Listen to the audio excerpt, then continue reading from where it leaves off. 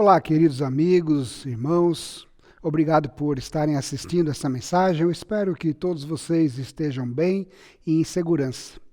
Não dá nem para acreditar, mas essa já é a 10ª semana que estamos refletindo na palavra de Deus de forma virtual, online, sem o encontro presencial. Mas até aqui o Senhor nos ajudou e eu sou grato a Deus pela sua vida e pela sua atenção. Para a meditação de hoje, eu gostaria de ler um texto no Evangelho de Lucas, capítulo 12, versículo 13 a 21, como segue. Neste ponto, um homem que estava no meio da multidão lhe falou: Mestre, ordena a meu irmão que reparta comigo a herança.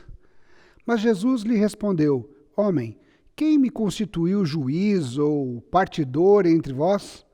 Então lhes recomendou: Tende cuidado e guardai-vos de toda e qualquer avareza, porque a vida de um homem não consiste na abundância dos bens que ele possui. E lhes proferiu ainda uma parábola, dizendo: O campo de um homem rico produziu com abundância. E arrazoava consigo mesmo, dizendo: Que farei, pois? Não tenho onde recolher os meus frutos? E disse: Farei isso, destruirei os meus celeiros, reconstruí-los-ei maiores, e aí recolherei todo o meu produto e todos os meus bens. Então direi à minha alma: Tens em depósito muitos bens, para muitos anos. Descansa, come, bebe e regala-te. Mas Deus lhe disse: Louco, esta noite te pedirão a alma. E o que tens preparado para quem será? Assim é o que entesoura para si mesmo e não é rico para com Deus. Vamos orar?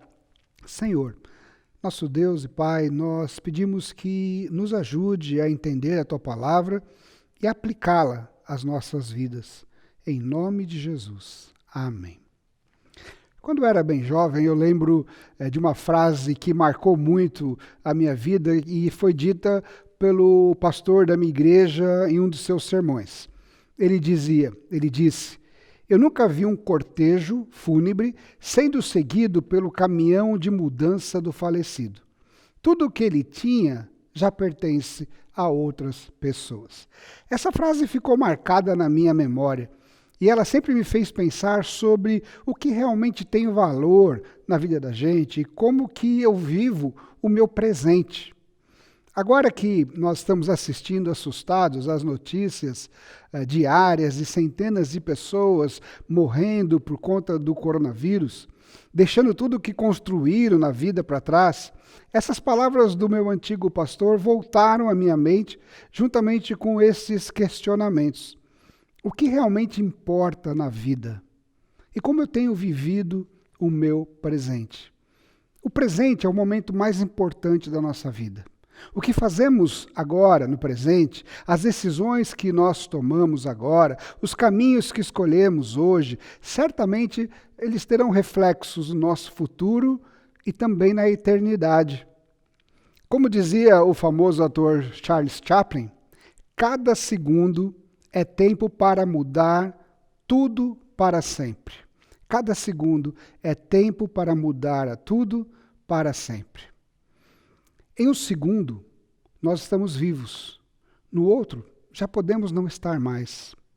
No contexto no texto que nós lemos hoje para a nossa meditação, Jesus havia acabado de falar com uma multidão sobre uma importante decisão que devemos tomar no presente e que certamente reflete no nosso futuro e até a eternidade. Alguns versículos antes, ele diz: Quem me confessar diante dos homens, também o Filho do Homem o confessará diante dos anjos de Deus. Mas aquele que me negar diante dos homens, será negado diante dos anjos de Deus. A decisão que tomamos hoje de confessar Jesus diante dos homens reflete no nosso futuro e eternidade, quando todos estaremos diante de Deus e de seus anjos para o acerto de contas. Jesus está dizendo que naquele dia ele irá nos reconhecer e confessar que somos seus discípulos diante de todos. Mas logo após dizer isso, um sujeito sai do meio da multidão e se aproxima de Jesus com um pedido que revela que ele não tinha dado a mínima importância ou atenção às palavras de Jesus. Ele estava muito mais preocupado com as questões imediatas da vida dele. Ele pede que Jesus o ajude a conseguir que seu irmão reparta uma herança com ele. Talvez essa fosse até uma reivindicação justa, mas naquele momento Jesus estava falando sobre algo que tinha implicações eternas, confessá-lo como Senhor. Mas o coração daquele homem estava preso aos bens materiais que ele queria tanto, mais do que tudo. Diante disso, Jesus alerta os seus discípulos e aqueles que estão à sua volta para ter cuidado com a avareza. Ele diz: tende cuidado e guardai-vos de toda e qualquer avareza, porque a vida de um homem não consiste na abundância dos bens que possui. E aqui está a primeira verdade que eu gostaria de ressaltar nessa nossa breve reflexão. E essa primeira verdade diz o seguinte: você não é aquilo que você tem. E o que você tem não faz de você aquilo que você é. Quando Deus olha para nós, Ele não vê aquilo que temos, mas aquilo que somos. Ele vê o nosso coração. Entretanto, muitas pessoas acreditam que são melhores do que as outras por terem mais recursos, mais bens, mais dinheiro. Por isso, as riquezas materiais ocupam destaque em seus corações, tornando-as avarentas e gananciosas. Você já percebeu que uma pessoa simples e pobre tem mais facilidade de repartir o pouco que tem do que alguém rico, apegado aos seus bens? A avareza, a qual Jesus nos alerta contra, é um desejo exagerado por possuir coisas. É uma dificuldade que as pessoas têm de entender o quanto basta na vida para elas. Por isso, ela leva o ser humano na direção contrária de Deus, pois o conforto delas não está em Deus, mas nos bens que elas possuem. A avareza é a avareza que faz com que homens e mulheres, por exemplo, coloquem o sucesso profissional acima da própria família. É a avareza que leva autoridades públicas a usarem seus cargos em benefício próprio, superfaturando obras de governo e licitações públicas para a compra de materiais, como, por exemplo, os insumos necessários para o combate da Covid-19. Mas lembre-se, nós não somos aquilo que temos, e aquilo que temos não determina quem somos diante de Deus. E isso está sendo comprovado por essa epidemia. O que você tem não é garantia contra esse mal. Esse vírus não faz discriminação de raça, credo ou condição social. Todos nós, na verdade, somos seres humanos frágeis diante de Deus. Somos vulneráveis diante do desconhecido e somos dependentes da graça de Deus. Mas para deixar isso claro, Jesus prossegue a conversa contando uma parábola sobre um rico insensato. E a história é a história de um fazendeiro já muito rico, que tem uma colheita extraordinária e começa a pensar o que vai fazer com tantos grãos. Em vez dele disponibilizar o excesso para quem passa fome, para quem não tem, ele resolve derrubar os antigos celeiros e construir outros maiores para acumular toda a sua riqueza. E o seu plano é desfrutar a vida no futuro, como bem entender. Comer, beber e deleitar-se e curtir a vida. Mas Deus lhe diz: louco, esta noite te pedirão a tua alma, e o que tens preparado, para quem será? E Jesus conclui dizendo: assim é o que entesoura para si mesmo e não é rico para com Deus.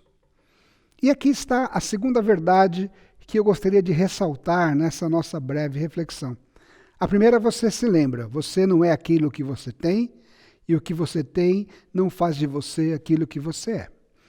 Mas a segunda é a seguinte: você não controla o seu futuro, e o seu futuro está nas mãos de Deus. A ideia de que podemos controlar nosso futuro, se tivermos recursos suficientes, é uma falácia que ocupa o coração daqueles que caminham longe de Deus. Quanto mais desconectados de Deus, quanto mais desconectados do Senhor e mais conectados às questões materiais, mais nos convencemos de que estamos no controle da nossa vida e que temos segurança naquilo que temos, nos nossos bens. Eu já ouvi muita gente dizendo, por exemplo, assim, eu sou muito jovem ainda para assumir um compromisso sério com Deus, eu tenho uma vida pela frente e muito que aproveitar ainda. Mais para frente, quem sabe, quando eu for mais velho, talvez eu me aproxime de Deus, eu procure uma igreja, eu me apegue mais a essa questão de religião. O problema é que ninguém controla o futuro e o depois pode ser tarde demais. E a pessoa pode ouvir de Deus a qualquer momento a mesma resposta que o homem da parábola ouviu: louco, esta noite te pedirão a alma. E o que tens preparado, para quem será? Por isso, confessar Jesus diante dos homens como Senhor e Salvador da nossa vida é uma decisão que precisamos fazer agora, no presente, neste momento. É uma decisão que não pode ser deixada para depois. Depois pode ser tarde demais. Nós não controlamos o futuro. O nosso futuro está nas mãos de Deus. Por isso, Jesus deixa claro que o mais importante é sermos ricos para com Deus. O mais importante é fazer de Deus o nosso maior tesouro. Pois, como o próprio Jesus menciona em alguns versículos mais para frente, ele diz assim: onde estiver o seu tesouro, ali também estará o seu coração. Queridos irmãos, amigos, nós vivemos hoje um momento difícil na história por conta desta pandemia que nos atinge. Mas esse é também um momento de grande oportunidade para nós. Diante desta ameaça que nos cerca, deste vírus letal que vem ceifando vidas de tanta gente, os nossos olhos forçosamente se abrem para enxergarmos essas duas realidades. Primeiro, que nós não somos aquilo que temos, e aquilo que temos não determina quem somos diante de Deus. E segundo, nós não controlamos o futuro. O nosso futuro está nas mãos de Deus. Mas a boa nova é que Jesus quer nos tornar ricos para com Deus, aqui e agora. Jesus nos dá a oportunidade de reconhecê-lo diante dos homens, para que ele nos reconheça diante dos anjos. Esta é a hora de sermos ricos para com Deus. E Jesus é aquele que nos capacita para nos tornarmos ricos para com Deus. Jesus nos faz rico para com Deus quando confessamos o nosso pecado. Pois, segundo João, se confessarmos os nossos pecados, ele é fiel e justo para perdoar os pecados e nos purificar de toda a injustiça. Ser rico para com Deus significa não ter dívida para com ele. E as dívidas de quem confessa Jesus como Senhor já foram pagas na cruz do Calvário. Mas Jesus também nos faz rico para com Deus quando nós invocamos o seu nome. Pois conforme Paulo diz, todo aquele que invocar o nome do Senhor será salvo. Ser rico para com Deus significa estar livre de condenação. E quando invocamos o nome de Jesus, somos livres da condenação do pecado, que é a morte eterna. Mas ainda, Jesus nos torna ricos para com Deus, quando ele derrama sobre nós o seu Espírito. Conforme Paulo também explica, ele diz: o próprio Espírito testifica a nosso Espírito que somos filhos de Deus. Ora, se somos filhos, somos também herdeiros, herdeiros de Deus e co-herdeiros com Cristo. Se com ele sofremos, também com ele seremos glorificados. Ser rico para com Deus é ter o selo do Espírito Santo em nossa vida. E quando somos selados com o Espírito Santo, recebemos a vida eterna que Jesus conquistou para nós. E na eternidade desfrutaremos de uma herança que nem traça e nem ferrugem podem corroer. Queridos, sejamos ricos para com Deus. Que Deus te abençoe. Que o Espírito Santo toque em seu coração, que você confesse Jesus como Senhor e Salvador diante dos homens e se torne rico para com Deus. Junte-se a mim em oração. Pai querido, em nome de Jesus, eu peço que o Senhor fale conosco, fale com quem está ouvindo essa mensagem, toque no coração de cada um, trazendo para nós conforto. Como é bom saber que o Senhor olha para nós, o Senhor enxerga o nosso coração. Nós não precisamos ter as coisas para sermos alguém. O Senhor nos ama pelo que somos e não pelo que temos.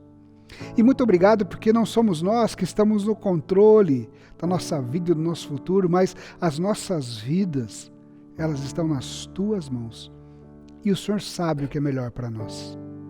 Dá-nos paz, dá-nos a certeza de que estamos seguros nas Tuas mãos e ajuda-nos nessa caminhada, essa caminhada com Jesus.